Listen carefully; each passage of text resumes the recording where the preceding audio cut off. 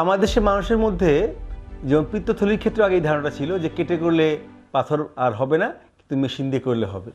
এই ধারণাটা আসলে অনেক লোক, গ্রামের লোকজন তারা প্রচার করে, কিংবা অনেক সময় পল্লী চিকিৎসক বা যারা মধ্যস্বত্বভোগী তারা এই ধারণাটা প্রচার করে।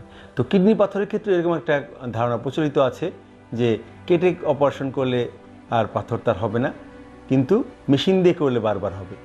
এর উত্তর আমরা বলতে চাই, কিডনির পাথর হচ্ছে একটা মেটাবলিক ডিজিজ এবং লাইফ লং এবং রিকারেন্ট। বলা হয় যে 1 বছরের মধ্যে শতকরা 10 ভাগ এবং 5 বছরের মধ্যে শতকরা 20 থেকে 30 ভাগ পাথর আবার দেখা দিতে পারে, এবং 10 বছরের মধ্যে 80 থেকে 90 ভাগ লোকেরই আবার পাথর হতে পারে। কাজেই পাথর যে পদ্ধতিতে বের করা হোক না কেন, আমাদের টার্গেট থাকবে যে পাথরটা আমরা পুরোপুরি দূর করব, এবং তার পরবর্তীতে আমরা তাকে পাথর অ্যানালাইসিস করে তাকে আমরা কিছু চিকিৎসা দিব এবং কিছু লাইফস্টাইল মডিফিকেশন করতে দিব।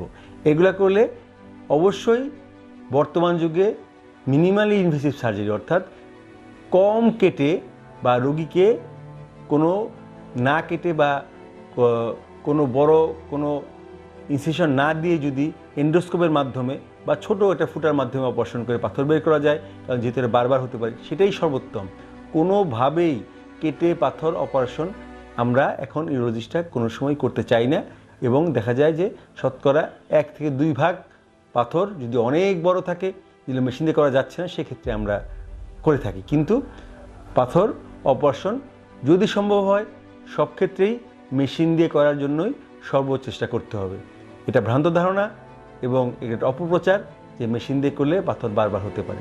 বরঞ্চ কেটে করলে অনেক সময় সব জায়গাতেই পাথরটা আনা যায় না, কিন্তু মেশিন দিয়ে করলে আমরা সব ক্যালিক্স সব সিস্টেম পুরোটা দেখে শুনে পাথর নিয়ে আসতে পারি, এবং সেক্ষেত্রে পাথর ক্লিয়ারেন্স করার রেটটা বেশি হয়। কাজেই এই ভ্রান্ত ধারণা থেকে আমাদের দূরে থাকতে হবে। ধন্যবাদ।